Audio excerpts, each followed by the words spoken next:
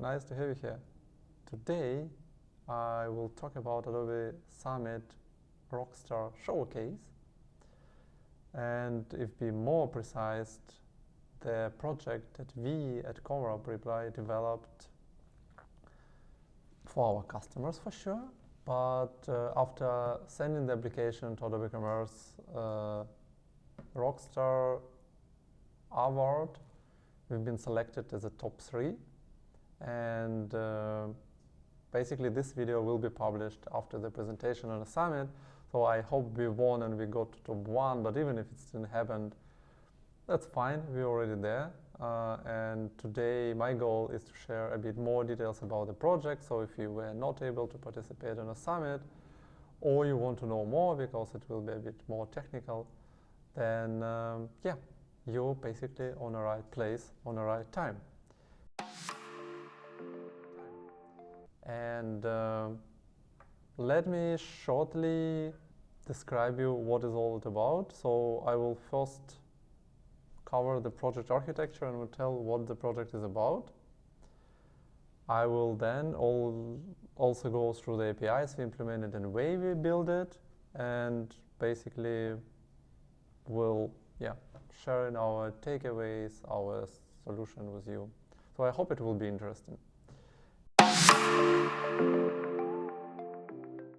Yeah, now you see this awesome guy in the picture. So that's my colleague Martin, and we with Martin work on one project internally for one of our clients, and basically we came up with the idea of building the application that will allow, I mean, it's basically quite a common use case. So the application that will allow to build the marketing content for the front end based on the product metadata that exists in Adobe Commerce system, also by using the OpenAI, and additionally the Magento or Adobe Commerce already has in place the product recommendation that basically recommend you the product that you can buy based on the different parameters. So it's using the Adobe Sensei on the background, which making decision and will advise you or promote some products for you. We thought, okay, I mean, that's already in place, that's cool. So we basically can have best, let's say, trending or sellable products. How can we use it? And after that, combining the product recommendations, combining the OpenAI, combining the Adobe Commerce, and combining IAM in our case, we came up with Master GPT sales component. Master GPT sales component, it's a service designed to move or to put the product promotions like on a new level. And I can, yes, tell a lot of nice marketing stuff also here, but I would not do it. I will basically just directly jump to the architecture of the module, just to make it more clean and yeah, understandable. Let's do it. So we have the module. The module or the application is an application that's currently being built on Adobe Builder, and this application is basically holding the whole logic. If we will start with something very simple, then we have application that taking the data from Adobe Commerce system, using the ChatGPT to generate the marketing content for this metadata and publish them on the IAM side. Sounds pretty easy, right? And it was quite interesting to see how it will evolve and how it will work. So basically the architecture, like how I explained it, it's quite simple. Additionally, what we using or we edit as one of the layer is to using the product recommendation. So the product recommendation is a service which provided by Adobe for Adobe Commerce, which like promote to your customers their products. And this product recommendation also has an API that can be used. So in our case, this service is asking, let's say, for the best product that matching different criteria, and then return you this product, and you can create the marketing content for it and then publish it. So in like standard scenario, the shop owner don't know which product will be promoted. So it will be the product where a decision is made by AI, and also the content will be generated by AI, and only like fixed elements on whole the schema is the metadata, because metadata have to be provided for AI to know what to generate. Yeah. So looks basically quite simple, and if we will go shortly through the whole flow, so we have the IAM here, which has a dynamic component, which basically has a set of the metadata that you can configure. And wait, I have somewhere the screenshot of it. So technically we have the component, we have the product recommendations. Those are being loaded from Adobe Commerce, basically from product recommendation API. You can define the type of the content you want to generate. It can be the like landing page, or it can be the teaser content. You define in the elements which you want to see, like which you need basically to be delivered from the API, that you can build a nice front end. Also, we have here the sales element. Basically, our idea is to sell your stock out. You tell, hey, I want to sell 500 items, and then when this target goal is reached, I want that the product be switched to another one. So I don't want to sell the same product again and again. And yeah, that's you can do here. You can define in the sales target. You can define in how long the campaign is last, and then just technically publish it. And after you publishing it, it's sending the request to the application, which is a builder. So it's a zero Adobe Commerce code. So it's fully built on a microservice layer.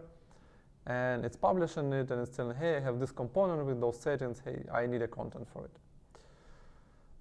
What's happened then? Then the service is requesting the metadata from Magento or from Adobe Commerce. Based on this metadata, the content will be generated. Also depends on product recommendation type you selected within a component. It's asking the product recommendation API and getting the SKU. Basically, it's getting the product SKU from it. Then based on this information, it's generating the content. But content, let's say, it's not always good. So we added additional validation layer there, which is basically mean we have another GPT agents which been asked for give the feedback about the content that was generated. And then they giving you an answer and telling, hey, this content is good, this content is bad, you can do this better or this better. And we have kind of the quorum conception. So where the, let's say, like 2 of 3 have to say, yes, it's a good content. Or 70% of them have to say, yes, it's a good content. Only after that, approval from another GPT agent's content can be published. And if it's not happening, then there's another round of content generation happening. And then when the content is ready, it's been published to the front end.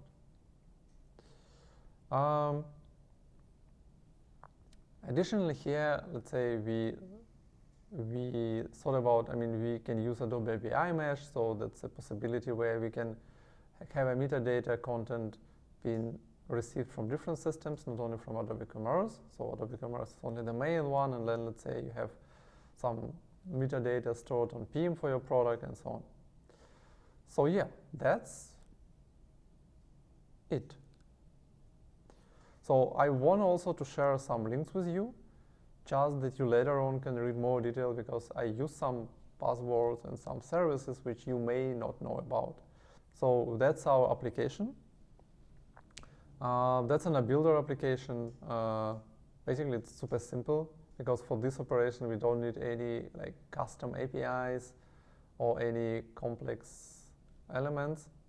It's just a builder within your console Adobe I/O, and you have here only authorization layer technically. You can add Adobe Mesh here if needed, if you want to use the content from another sources. For our client, that was not needed, so it's basically quite simple.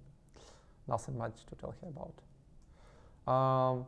There is Adobe Builder docs, and feel free to read it. I will post the links then in the video. The description is quite a lot here, and what especially I want to highlight here, quite some not long time ago, they published the learning path, which is basically guiding you through the steps and most critical components you have to learn to understand the builder itself. And it's starting with an overview, how to create your first application, how work with a mesh if needed, if not needed, just skip it. What are events, how to install the events, how to install it for different systems, how to use admin UI SDKs, and all other stuff which you need to know if you want to use the full power of the builder functionality. The APIs endpoints which you can use to basically work with the data. And what is nice here, so the service is technically technology agnostic, so you don't necessarily need to have IAM as a front-end element. You can build it by your own. You can build your own React front-end. You can use Magento native storefront. That was like another project we worked on. Technically, do whatever you want with it. I mean, there is a new API, just use them. They say for consumption the data, you would still need to have kind of Magento related API because it's part of the source code, but if you use Adobe Mesh, you can also maybe not even use Magento. You can create use any other system and then just use Mesh to create you the correct products output JSON. Every component got published and got saved into the key value storage of Adobe Builder, and we have an endpoint to receive list of those components. So that's like an example. We have like 2 components, and those components has the metadata. So that's basically the same you saw on the first screenshot with configuration is saved here, and also you have here the generated content out of it. Oh yeah, that's some another component. Then you can receive the single one for the sake of statistic. This all available through the API. And if you will jump back and start to read the builder manuals, you would find out that a builder can be, you can build a service with it, or you can build a single page application with it, which technically will have also the front end. And that's where, by using then React Spectrum, you can build a nice interfaces, and this all can be visualized. Our goal was not to make a visualization of it, but if necessary, why not? If you are a service provider, you can even connect multiple systems to it and have, let's say, one interface for all your customers if you want to control it more or less. But that's already like cherries which you want to build if you want to build. So we have the publish endpoint, which is technically executing on a step when you are publishing your component. So if you, again, use an IAM, you configured everything, you save publish, so that's a way to receive. Let's assume it's like just a CRUD operation. So we have a list, get and save, and that's technically all what you need. All other happening on a background by service itself, because like it's using base in the cron job to generate the content for it. And then when you need it, you get in the content, and this content can be published on the front end. Additionally to all this, for build this configuration, we need to have the product recommendation, and product recommendation has an own SDK. So technically, it's made our life much more easier. And if I didn't close it, somewhere here, yes. So there is product recommendation SDK, which you can install as an NPM package and then just start to use it, which works quite nicely. And to propagate this list, we load in the product recommendation from Adobe Commerce because they need to be configured. So that's not like you tell, hey, this project, give me most viewed product. It's more like you have to go to the Magento backend. You go into marketing, product recommendation, and out of here, you can configure your recommendations. Recommendations which will work for, let's say, our component is recommendations which are not depends on the product itself. So let's say if you're talking about cross-sell, upsell product, for those recommendations, you have to be on PDP pages because they have to know for which product they need to provide you the cross-sell and upsell. If you're talking in general, it's mostly the popularity widgets like most viewed, most purchased, most added to cart, trending products, or high-performance products. So while creating this one, you basically saving it here, it's collecting the content, and then when you build a new front end, you can just request the recommendation list, and those will be returned for you. So basically, if you'll have a look here, they did on a unit name, it's, let's say, those German nicely written names. So it's got loaded, and then you can publish them on your front end like a drop down, so the user can choose, hey, I want to use this recommendation or the result from this recommendation. So that's technically how the API layer works. What's happening in the background? On the background is happening in the content generation. For the content generation, we used OpenAI. I mean, you can easily Google it. Will not tell much about it. There's like an API available. The same, you can install it as like an NPM package and use, let's say, the full power of Node.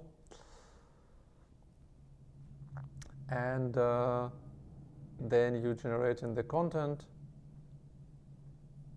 Oh, I close it. No, here I didn't close it. So we have a prompt that we created to get the nice content, and we tried it with a lot of use case and testing. It really sounds like generate a commerce product teaser that's effectively showcase any product unique appeal, ensure that content is engaging, highlights the product's benefits, and so on and so on. So then we provide in the metadata, so the data of the product that's on which content have to be generated.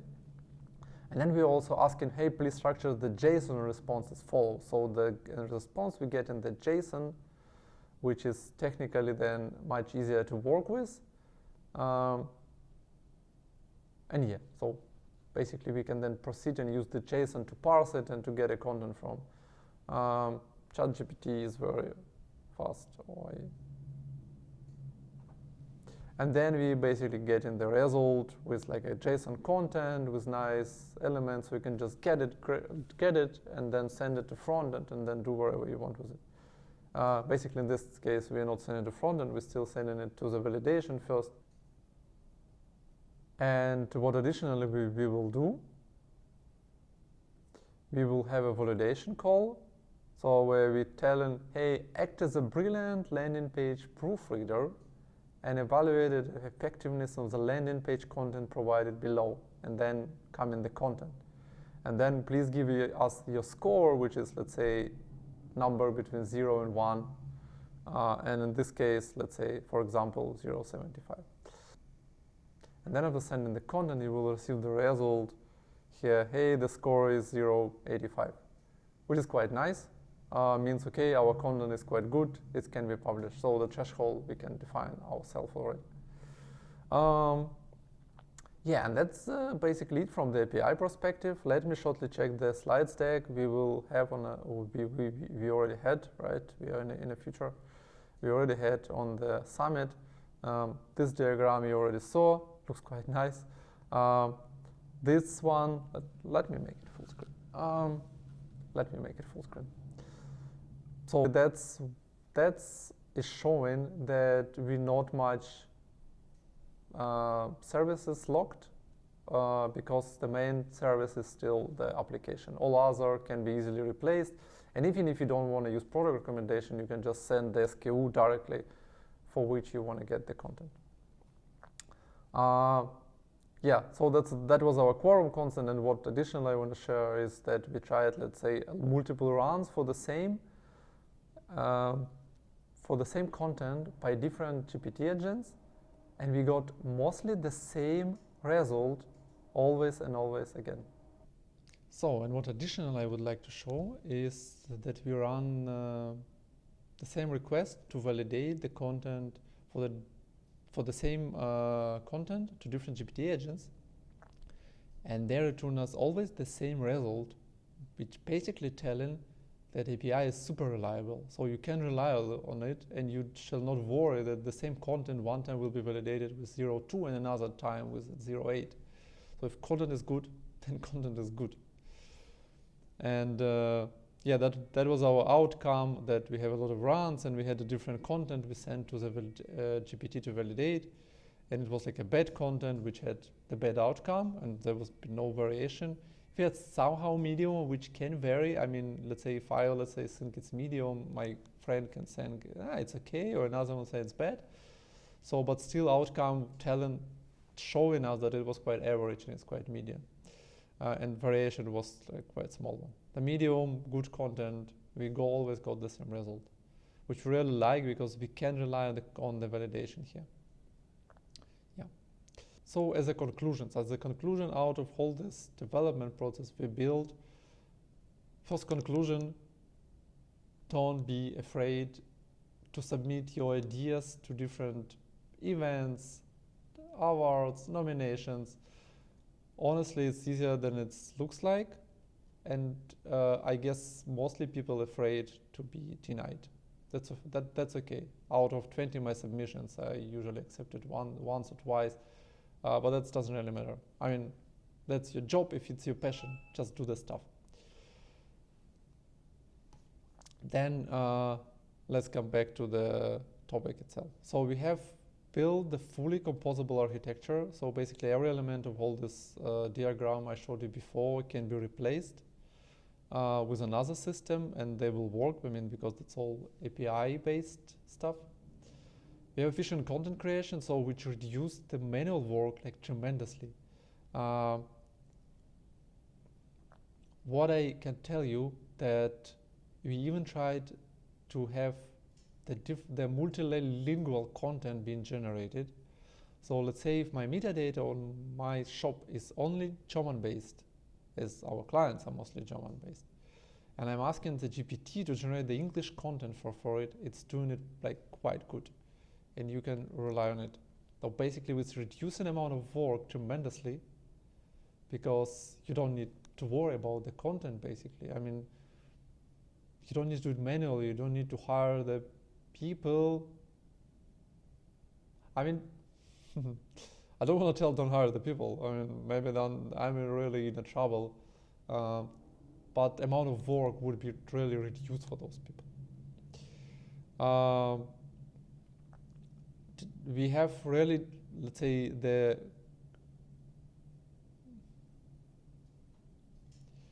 we have optimized product recommendations, so we're using the data from Adobe Sensei and Product Record to define which product have to be promoted. We have boost sales because the product being promoted are mostly will be bought, or like if you will compare to something, if you define the SKU yourself and think, oh, that's a so-called product, why nobody buying it? If nobody buying it, maybe there is a reason why nobody is doing it. So the product recommendation will basically push the product which mostly be purchased by the customer. In our implementation, we're part of Adobe ecosystem. We're technically using all the same services. So if we're talking about the licenses here, it's all on the same contract. So the support of Adobe is covering like a lot of stuff.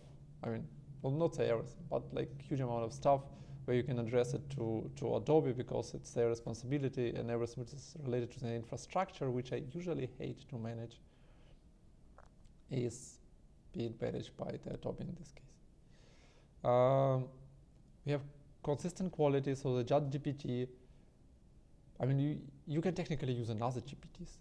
Like, you can try Gemini, you didn't try it, you can try anything else. But what we tried looks very good and very promising. And yeah, feel free. I mean, if you will have any question, just feel free to ask them.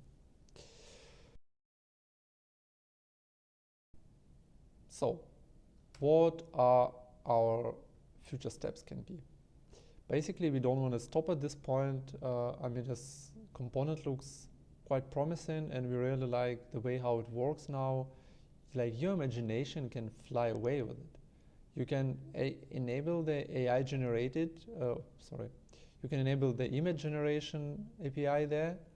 And yes, I can imagine that image generated for different product types, maybe not really that what you want to sell, but we thought the use cases, for example, like books, science fiction books, where you can really give the book's title and description. You will get the awesome science fiction picture generated and then be published.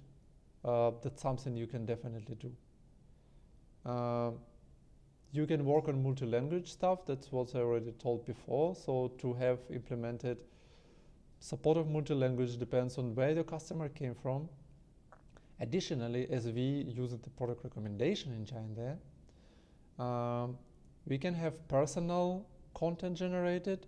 So you can have a content generated on your location, on the public holidays, on your country at this moment, on any events that's happening there, on your, if you registered customers, on your address, on your preferences. The product recommendation can have this already out of box, so to recommend product which fits better for you based on your surfing on a website. That you definitely can also use, and to give this content to ChatGPT, that is create you the content for that. So it's a short demo time. What I want to show you is the prototype we built for our customer, Sunstar. Love them. Thank them a lot for allowing basically to use this system as a playground, so we can try something new and also build service that is useful. And so let's have a look. We have the component which you can add on AEM side, and then you just go into component configuration. You got like product recommendation options, but additionally we build option that you can define the SKU yourself. That's quite useful if you exactly know what product you want to promote, or for example, if you don't have the product recommendation engine installed at all. And then you can configure it, have some own sales target, then the promotion will stop after some period of time or reaching the goal. And then you basically just publishing it, and within several seconds, just during the next call, you're receiving the content. Bam, works. That's what you can see already, and you can also try to build it yourself. We will make this as an open source, so I published the GitHub repository with a builder application inside. Feel free to try it. It's just a prototype, and it's definitely not including all features we build it for the customers. It's more like the way which I hope to help you to understand you how the builder application got built, which services the Adobe provides for build different type of application, and give you a good start in the whole this development process. Have fun. If you have any questions, as I told, comment, write me. You know how to find me. Bye-bye.